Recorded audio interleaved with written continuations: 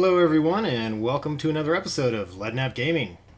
Today we're going to do a little bit of a roundup from last week. Not really a super organized video, not really scripted here, but we're going to talk some rumors for CitCon. I'm going to go over some of the release video from last week comments, just wanted to make some clarifications, and talk a little bit about CIG project management. The comments from last week. So, on the whole, thanks guys. I really actually enjoyed reading your opinions. I responded to some of you. It was a really busy work week for me. So I will be actually still responding to some of you. It's coming.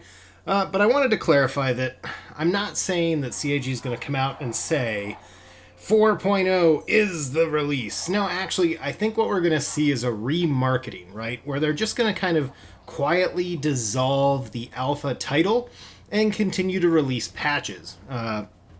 And I really do think that 4.0 is probably when we're actually going to see that. Just that gives them 6 months to pump out server-side object container streaming, other back-end requirements, a couple other little cleanup items, and they're going to be good to go. So that's kind of the big thing on that. Like I said, quick and dirty, but I just wanted to address that. Some people made very good points, and that was a much longer video. I trimmed it down, I cut a lot of stuff out, and unfortunately I think I cut a little too much out in places. And so I just wanted to make that really clear. Yes, the game is going nowhere without server-side object container streaming. It's just not playable with some of the bugs that they've told us are related to server meshing and the container streaming. So let's go ahead on that track, talk a little bit about project management. Now, this was a thread from last week that got cut out, but I wanted to spend a little time on it because I constantly butt my head with CIG on this one. Not literally, obviously, because CIG could care less what I think, but it's misprioritization of resources, okay? And I'm going to use prisons as the key example. Now, I made a little fun of it last week, and I certainly am going to make more fun out of it this week, because to me, we don't really need prisons right now, right? If we want to talk about making 3.8 the most playable version of the game, the very last thing we need for that is prisons, okay? We can keep armistice zones. They work. Sure, they make bounty hunting hard in the future iterations of that, but we're not getting that right away, so that's not a big deal. And you could just assess fines and penalties and prevent landing. There's all these ways to do it without building prisons. And now I say that because that takes a whole lot of man hours for programming away from other things. Now, when I talk to people about this one and I say that, they say, well, yeah, but things like server-side object container streaming, those are different programmers. And you're absolutely right. They certainly are. But let's review, what does it take to build the prisons in Star Citizen? Well, they've got to be on a planet somewhere, and probably on one that we don't have, so that's a new planet. Now, yes, there's some procedural tech to help with that, but it's still a lot of man effort. You actually have to create the prisons, so concept art, the actual 3D renderings and designs. That's a lot of meetings, because Chris Roberts has to approve all that crap. And then down to, the textures, and there's probably a prison version Big Benny's that you use to pay rent to your celly. So, all of that stuff, right? That stuff is taking programmers away from things like, where is my Merchant Man? Where's my Hull series? Where are all of these other ships that they've already sold, we've paid real money for, and they're not in the game yet? Where's the Apollo Red? Right? The Cutlass Blue. These are ships that are backburnered. They've been pushed off, moved off of patches that we were told we would get this year, and all these different things, but they're making prisons, and those programmers could be used in those places, and that's the problem I have with it. At the same time, look what the kind of cost is and the prioritization to things like New Babbage, right? Now, I kind of mentioned it last week with, we're getting Microtech. Microtech is not supposedly really in the same Stanton system, so that means we're probably getting jump points and stuff like that, and that's cool. But that also means you're going to have to travel probably 30 minutes to get to Microtech. And now New Babbage went from Type 1, Type 2, where kind of like Lorville was, where you could land at Lorville. It had the spaceport, it had the Habs, and that was it. And then in the future, you'd be able to actually go into some of the buildings, like the Hurston Dynamics building, right?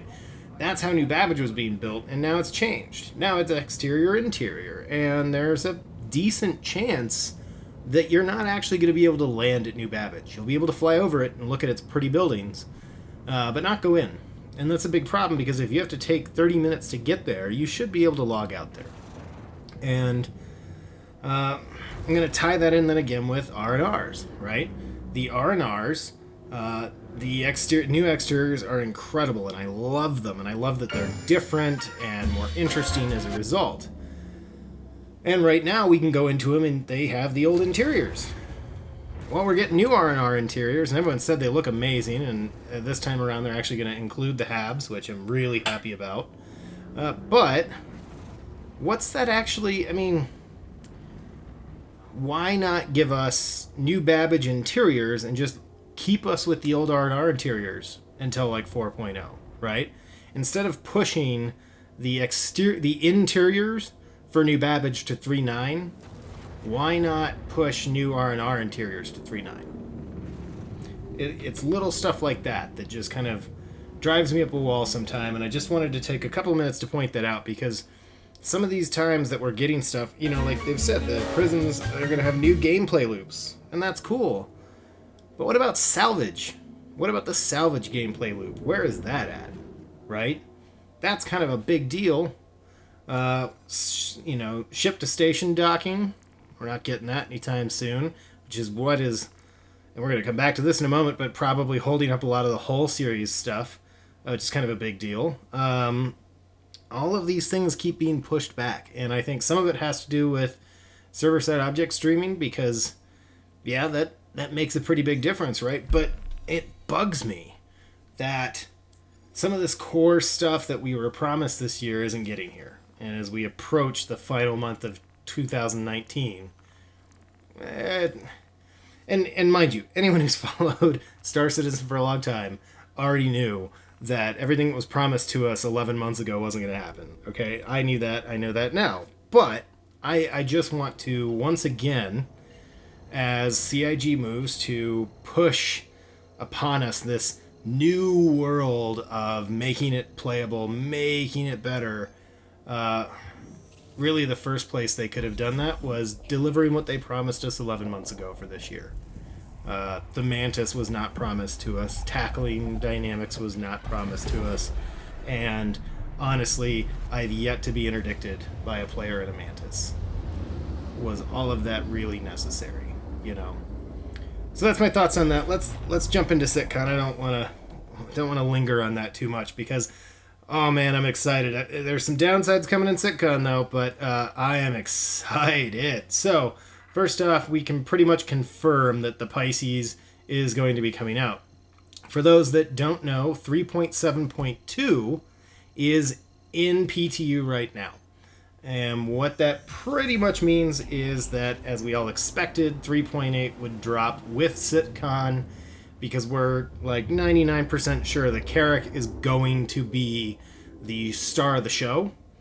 And this Carrack comes in 3.8. They've held fast to that. And so, you know, I'm going to just kind of move some stuff around here and just say this, right? Pretty much we've confirmed the Carrack's going to be on display, which means 3.8 is probably not going to drop with CitCon, which would explain why we're getting 3.7.2.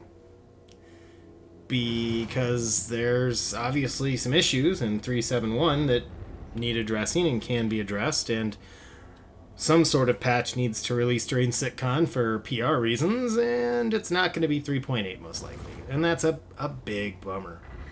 So the Pisces is supposed to be flight ready in 3.7.2. That's the snub fighter that comes with the Carrack. Asterisks on that, though. When you buy a package with a Connie, right, if you buy an Andromeda, it tells you that you have a Merlin.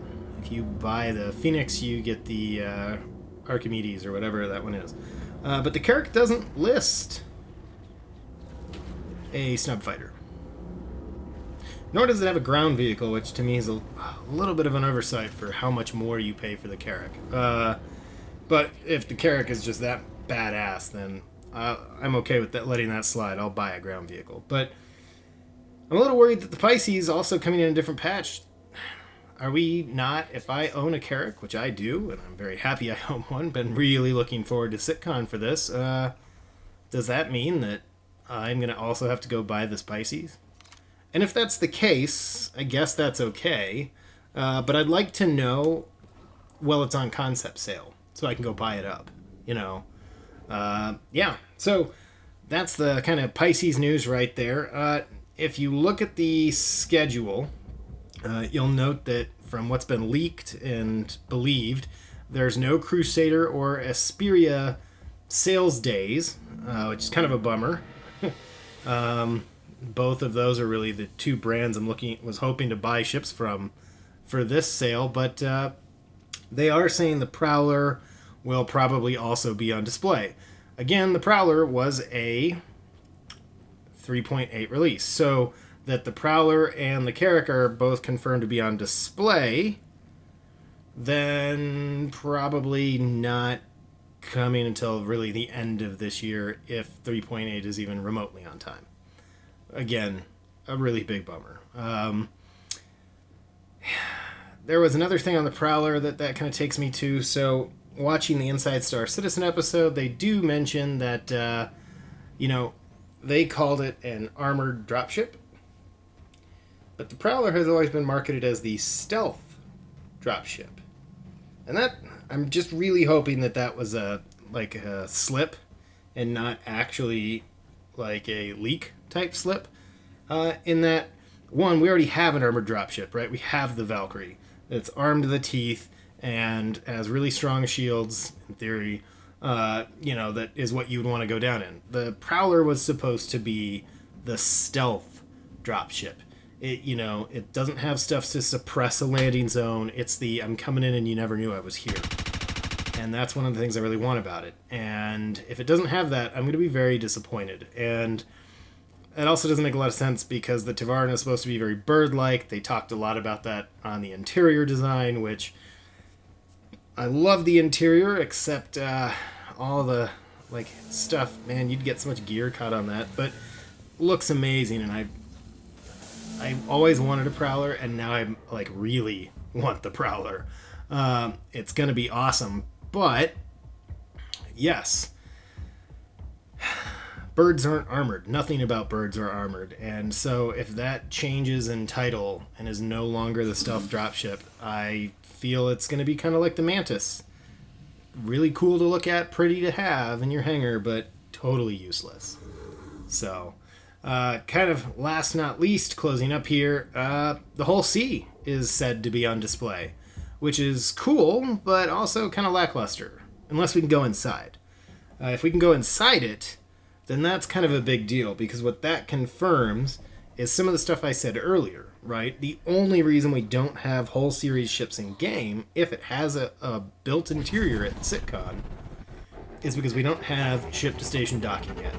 And fully loaded, a hull C is not supposed to be able to land planet-side, so we have to be able to dock at stations instead of land on landing pads, and if that's not in the game yet, well, that would explain why we don't have the whole series.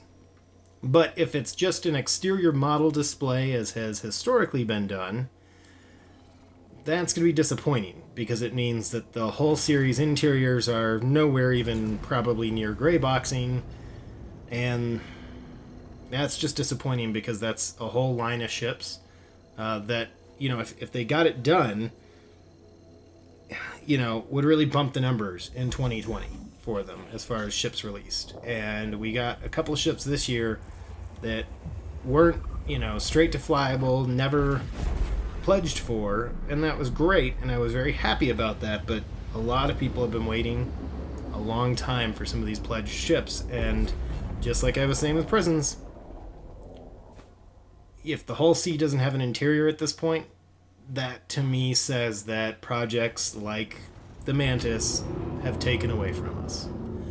But those are my thoughts on that stuff, guys. I really didn't want this to be a downer. I'm super excited for the start of CitizenCon. Maybe it's Monday, maybe it's not. On that note, if Monday kicks off CitizenCon, that'll obviously be the end of our giveaway.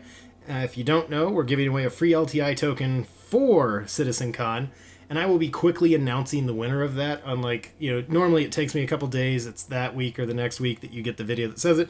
I'm going to be announcing it pretty much rapid right out the gate for it, and I'll be doing that because obviously I want you to have the LTI token for CitizenCon. So make sure to subscribe if you haven't, and comment down below to enter for the competition. As far as comments go, what are you guys looking forward to seeing at CitizenCon? Be it a ship, be it a sail, a panel discussion. Let me know down below. As always, guys, thank you all for your support, and I will catch you all next time.